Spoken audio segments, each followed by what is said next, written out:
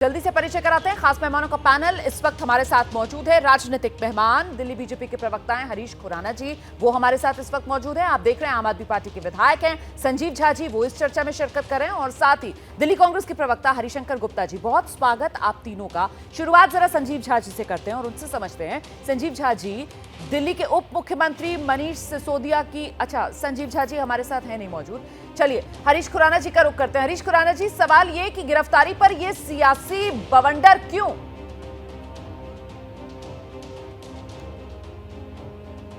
देखिए, so called चाचा दिल्ली के, जो अपने आप को चाचा घोषित करते हैं, अपने आप को बेचारा दिखाने की कोशिश करते हैं, जिस प्रकार से कानून को ना मानते हुए कि कानून तो से हम ऊपर हैं, जिस प्रकार से ये प्रदर्शन हो रहा है कि क्या है, ये दिखाता है कि इनको कानून पर विश्वास नहीं है। अगर आपने कुछ नहीं किया तो कानून आपको छोड़ देगा।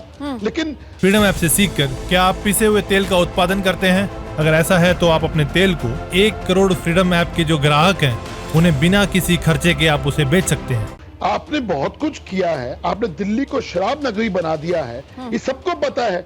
आपने पॉलिसी क्यों चेंज करी, सवाल उठता है।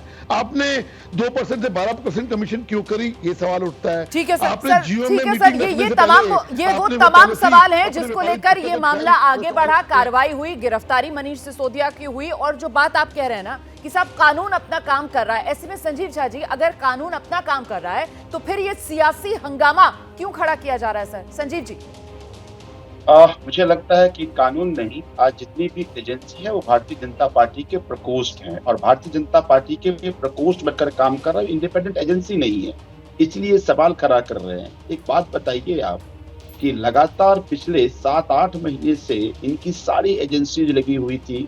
इन्होंने कहा कि मनीष सिसोदिया जी प्राइम एक्यूज्ड हैं, 10,000 करोड़ का करप्शन कर लिया। अब ये 10,000 करोड़ का करप्शन में जगह जगह छापा मार के क्या मिला, इन्होंने आज तक नहीं बताया। जब ये अपना चार्जशीट सबमिट कर रहे थे उसमें मनीष जी को कहीं नहीं बताया कि इन करप्शन क्या किया, सप्लीमेंट्री चार्जशीट में नहीं बताया। आज देखिए 10 से 15 दिन बाद दिल्ली की जनता को उसको बजट मिलना था। आखिर ऐसी कौन सी आफत थी जब 8 महीना आप रुके रहे? तो दिल्ली की जनता को दिल्ली का बजट देने देते ना। 22 पोर्टफोलियो उनके पास है, बहुत सारे काम है। तो इसका मतलब है कि आप दिल्ली की जनता से बदला ले रहे हैं। आप जानबूझकर विपक्षी को डरा रहे हैं। एक बात समझिए कि लाखों हजारों करोड़ रुपया अदानी लूट लिया। अदानी से तो यारी, जो स्कूल बनाया उसकी गिरफ्तारी। तो मुझे ये लगता है कि जिस तरह से सभी संस्थाओं को दुरुपयोग करके विपक्षी को दबाने का, मैं जवाब दे लेती हूं सर। आप जो बात कह रहे हैं हरीश खुराना जी, जवाब दीजिए। आम आदमी पार्टी की तरफ से कहा जा रहा है कि साहब केंद्रीय एजेंसियां कानून के हिसाब से नहीं, बीजेपी दफ्तर में लिखी स्क्रिप्ट के हिसाब से काम कर रही हैं। वो तो आरोप लगा रहे हैं संजीव जी की ये सब ईडी सीबीआई ये बीजेपी के प्रकोष्ठ बन गए। हरीश जी, रोमाना क्या न्यायिक व्यवस्था भी हमारी बीजेपी के तहत काम करती है?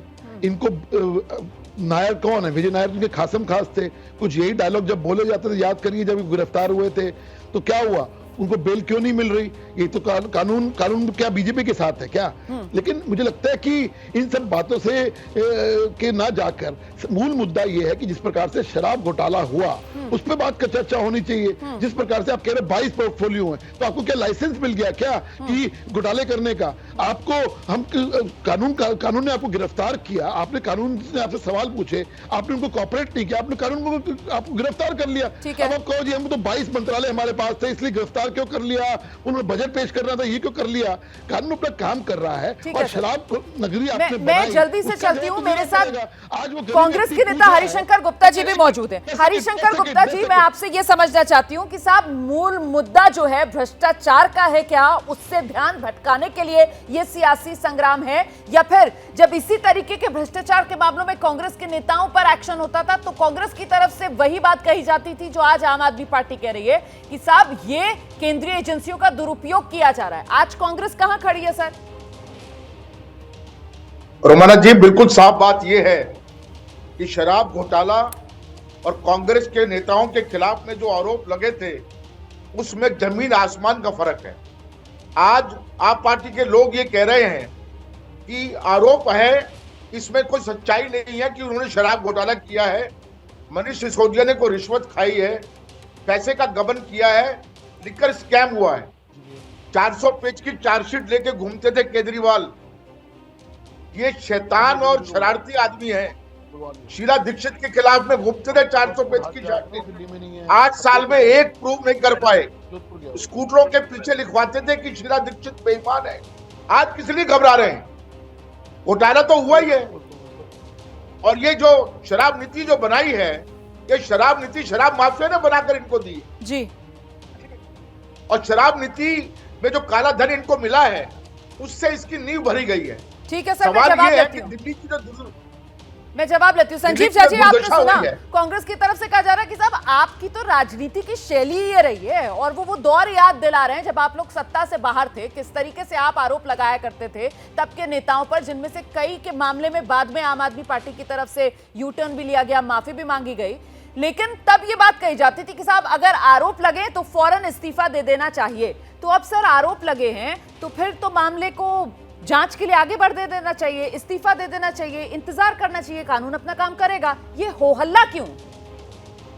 देखिए रोमाना जी, दोनों में बुनियादी फर्क है। बुनियादी फर्क इसलिए कि अभी तक अगर आप आम आदमी पार्टी के सभी विधायक मंत्री केवल एफआईआर को जोड़ लें तो 200 एफआईआर अभी तक हो चुके हैं, और 200 एफआईआर में 145 एफआईआर में कोर्ट ने ये कहा कि ये बेबुनियाद एफआईआर है, पुलिस एक पार्टी बन के काम कर रही है। दूसरी तरफ हमारे 2 मंत्री, एक सत्येंद्र जैन जी जेल में हैं, पिछले 9 महीने से जेल में हैं। आज तक दोनों एजेंसी ये नहीं बता पा रही है कि वास्तव में एग्जैक्टली करप्शन क्या है, उन पे चार्ज क्या बनता है। तो इसका मतलब ये है कि ये केवल टाइम बाय करने का, डराने का कोशिश कर रहे हैं, किसी तरह से दबाने का कोशिश कर रहे हैं। इनका मकसद ये नहीं है कि हम किस तरह से या भ्रष्टाचार की जांच हो। इनका मकसद है कि इनके खिलाफ आवाज न उठे, अदानी से दोस्ती के से जो देश को नुकसान भुगतना पड़ा है उस पे चर्चा ना हो, उस पे ना बोले, उसको डराने की कोशिश कर रहे हैं। ये नहीं समझते हैं कि हम आंदोलन से आए हुए लोग हैं। इन कांग्रेसियों ने खूब लाठियां चलाई है, खूब हमें जेल भेजे हैं। तो जब कांग्रेसी कुछ बिगाड़ नहीं पाए तो इनकी क्या औकात है? ठीक है सर, बहुत बहुत शुक्रिया। ठीक है सर, बहुत बहुत शुक्रिया आप सभी का मेरे साथ आगे का एजेंडा में जुड़ने के लिए। कुल मिलाकर मनीष सिसोदिया गिरफ्तार और किस तरीके से छिड़ा हुआ है सियासत में आर पार, आपने देखा। फ्रीडम ऐप से सीखकर क्या आप पिसे हुए तेल का उत्पादन करते हैं? अगर ऐसा है तो आप अपने तेल को 1 करोड़ फ्रीडम ऐप के जो ग्राहक हैं उन्हें बिना किसी खर्चे के आप उसे बेच सकते हैं।